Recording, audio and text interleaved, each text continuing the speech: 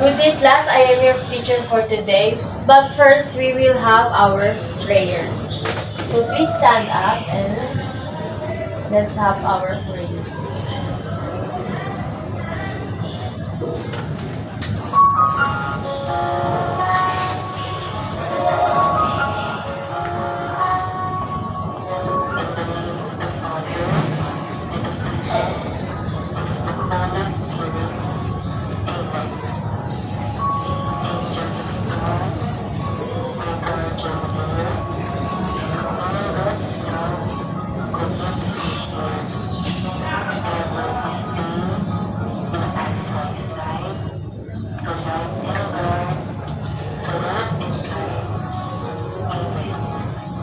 Amen.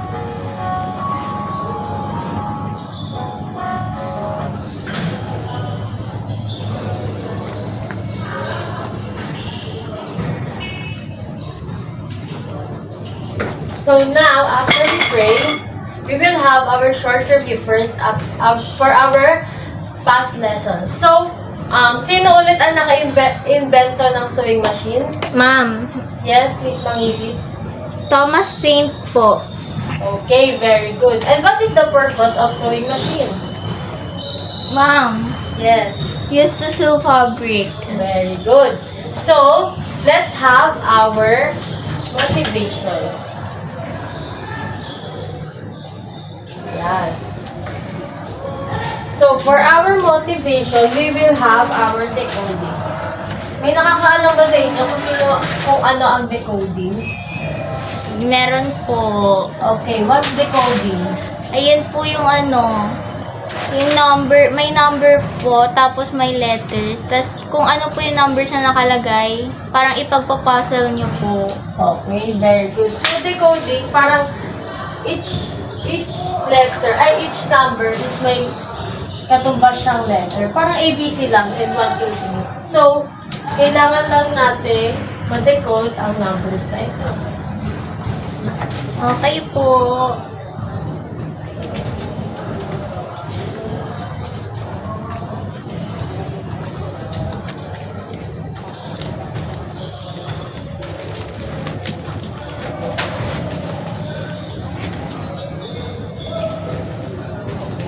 Ayan.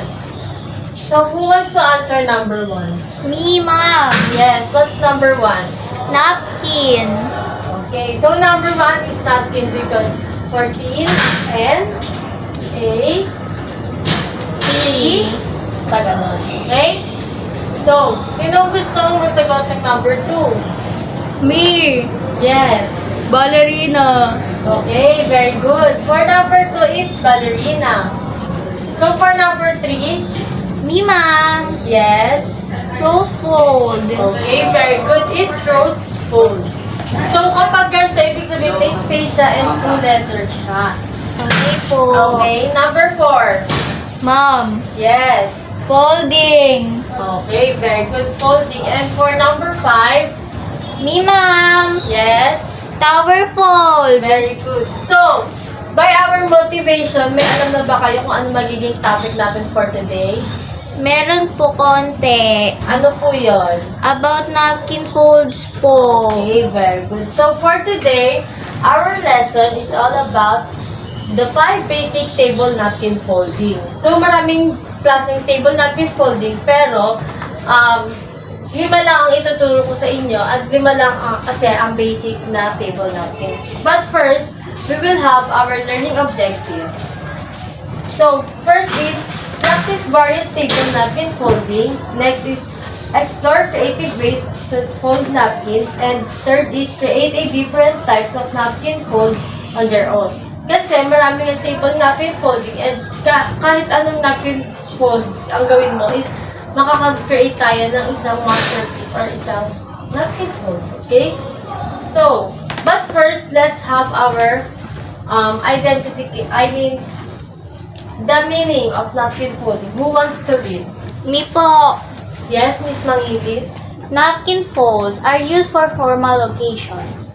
A fold napkin enhance the visual appeal of table settings. Napkin folding is the art of folding cloth napkin into different shape or design to make sure setting look nice. It's often used to restaurants, hotels, and homes to add style to a dining experience. Okay, very good. So, napkin fold, usually ginagamit siya if may occasions, like formal occasion or a granding occasion. Kasi di ba ang napkin fold para nakakadagdag siya ng elegant sa mga tables natin. So, yes, nagagamit po ang napkin folds kapag kakain tayo para maiwasan din natin ang mga mancha sa damit. Okay? So, our first napkin fold is tower fold. Who wants to read? Me. Yes. Tower fold. The tower fold is a popular and elegant napkin folding technique that resembles a tower or pyramid shape when placed on the table. Okay. So, tower fold is like a tower. Basically, it's like a tower na nakatayo siya sa taas ng ating plate. Okay? So, let's watch a video about tower fold. It's a tutorial on how to create a tower fold. Okay?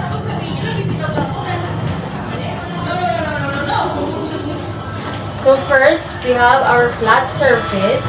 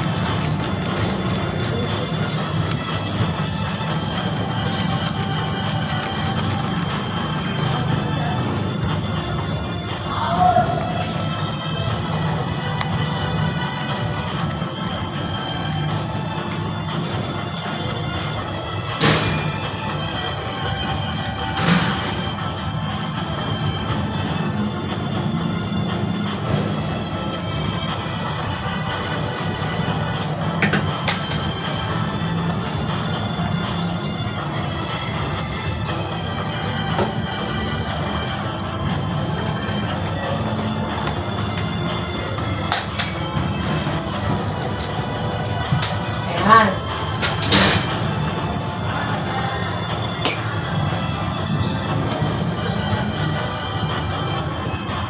So here's the step-by-step procedure on how to make a tower fold. First, we need a flat surface. And then, gagawa tayo ng quarter fold. Pag sinabi natin quarter fold, hahatiin natin sa apat yung napkin natin. Ayan. So, may apat na tayo. And then, eto, ang tawag dito sa kada is pages. Okay? So, pages siya. So, ang gagawin natin, itutupi natin kada pages. But, di ba, ang first page natin, ganyan. Wala pa tayong itutupi dyan. Tama ba yung ginagawa? Saan ka nung kasi estudyante? Ayan. And then, the second page, dapat hindi siya pantay doon sa first page para makikita pa din siya. Ganun lang ng ganun hanggang sa last page natin. So, tutupi-tupiin natin siya. Like this.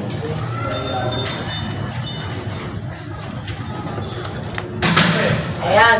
So, meron na tayong ganito. Ang gagawin natin is babaliktad natin siya and itatakin natin para tumayo siya. Okay. So, this is our tower fold. Okay, gets? Yes, ma'am. Okay. So, next, we will have a rose fold. Who wants to read a rose fold? Me. Yes, Miss Mangilit. The rose fold is a charming and decorative napkin folding technique that resembles a blooming rose when complete. Okay, rose fold is like a blooming rose. So, gagawa po tayo ng rose fold ngayon. But first, we will have our tutorial video para mas maintindihan natin ang rose fold.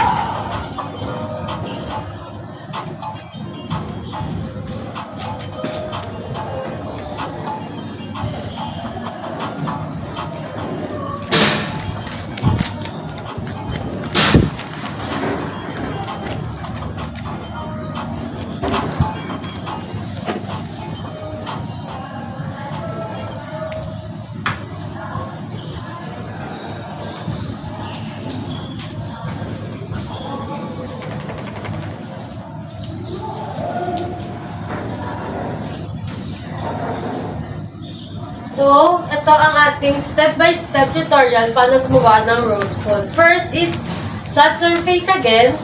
And then, gagawin natin siyang triangle. Tapos, kapag may triangle na tayo, i-fold lang natin siya ng maliliit.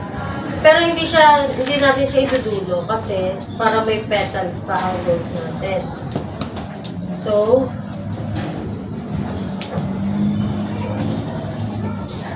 ayan. Meron na tayong ganito, and then, ang gagawin natin is i-roll din natin siya mula gilid hanggang gilid. Yung mag-meet yung dalawang gilid natin. Okay, balik tayo.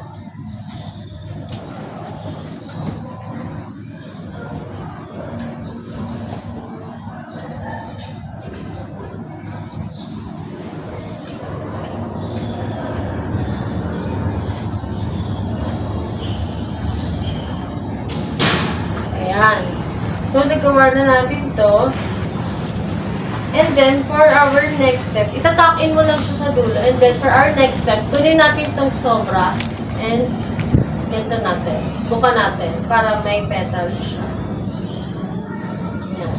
So, meron na tayong rose fold na ilalagay mo na lang sa taas ng table. Next is, we have a jacket fold. Who wants to read a jacket fold? Ako po. Okay, please read it. The jacket fold is a classic and sleek napkin folding technique that resembles a folded jacket or coat when complete. Okay. So, mukha siyang folded jacket or coat. Mas formal. Usually, ginagawa ito sa mga bachelor's party. Yan, ganyan. Okay? So, we have our tutorial.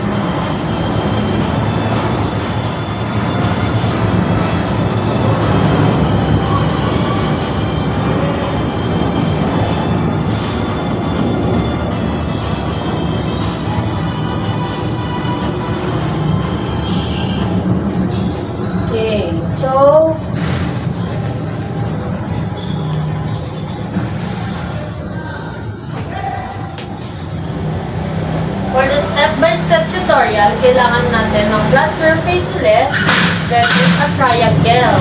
Tapos, tupiin nyo yung upper part ng napkin nyo, and then,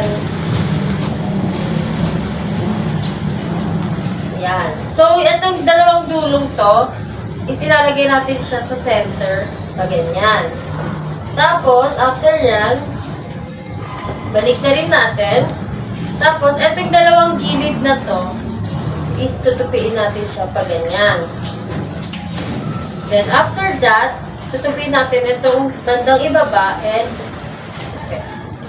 top. Okay, so, meron na tayong jacket fold. Lalagyan na lang siya ng rose or any palamuti. Diyan, okay? So, next, we have our ballerina fold. Who wants to read a ballerina fold? Me. Yes, please, pakibasa po. The ballerina fold adds a whimsical and vertical touch to the table setting, making it a delightful choice for special occasions, team events, or anytime you want to add a bit of magic to your dining experience. Yes, ballerina fold is more on a feminine side kasi nga ballerina siya. So, parang di ba pag naisip natin na ballerina, parang magical siya, medyo girly pink, gano'n. So, we have to do a ballerina fold para alam din natin paano siya gawin. Madali lang ang ballerina fold. Right.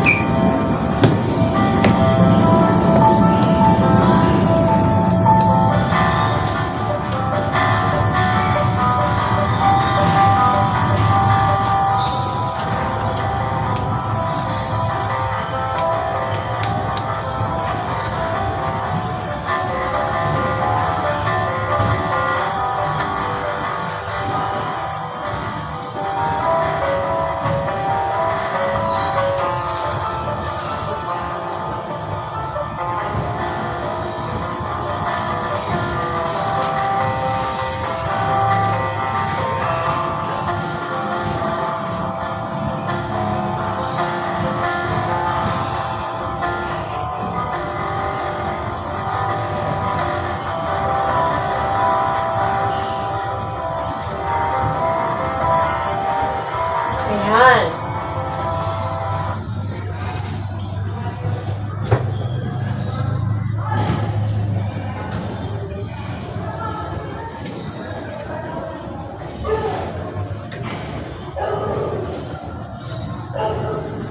So for the step-by-step procedure, flat surface, and then gagawa tayo ng quarter fold. Ayan. Pero pa-triangle natin siya gagawin. And then, tupiin natin siya sa gitna. So, natupiin na natin siya sa gitna. Ang gagawin natin is, yan, tupiin natin siya pababa. Yung dalawang gilid. So, gato na yung magiging itsura niya. And then, fold. And then, ganyan. Tapos, yung pages niya is parang ipipil lang natin siya hanggang baba. Pero dapat hindi siya pantay-pantay pa din, ha? Para makita natin yung design niya mismo. So, yan. Tapos, itatayo natin siya. Ganyan. Mas maganda to or mas gagana to kapag yung napkin mo is mas matigas or mas makapal na napkin. Pero ayan ang itsura ng ating ballerina fold. Ayusin mo na ng konti. Okay? For the last one, we have a fan fold. Who wants to read a fan fold? Yay! Yes, pwede po pakibasa. A fan fold is a decorative folding technique used with cloth napkins to create a fan-like shape. It involves napkin accordion style and then fanning out the folds to create a visual appealing design. Okay, so fan fold is basically looks like a fan. Yung fan na ginagamit natin pag brown out. Yeah, yung gano'n. Okay? So, madali lang siya, but you have to watch a video para mas mag-gets mo.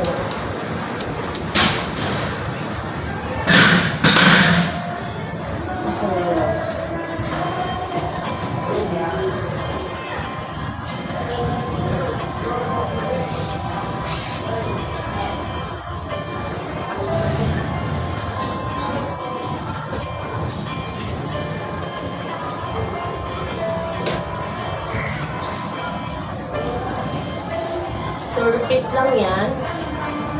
Then,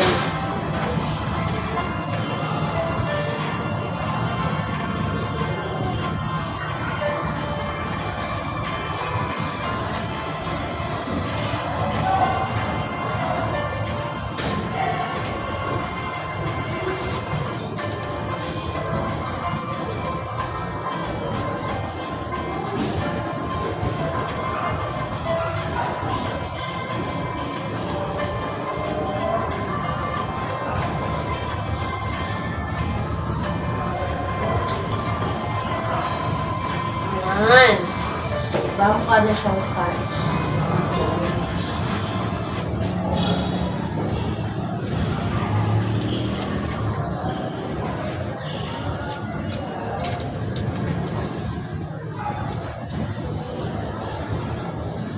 So, here's the step-by-step procedure. So, mag-ano tayo ng flat surface and then half lang. Half fold. And then, gagawa lang tayo ng parang accordion. Ayan, and then, ayan.